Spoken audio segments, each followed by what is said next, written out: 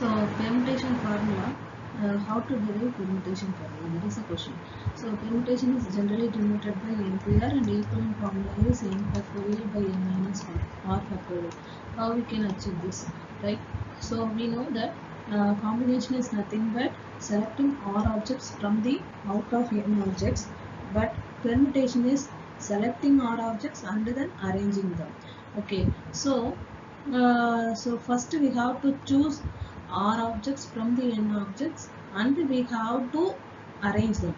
That can be done by r factorial ways.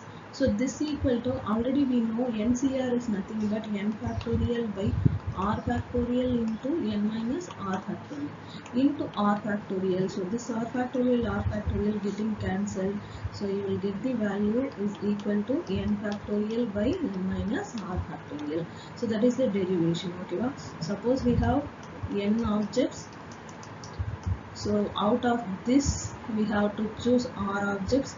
That can be done by NCR this ways, and you have to arrange this r objects. That can be done by r factorial ways. So that is called permutation of r objects from the n objects. Thank you.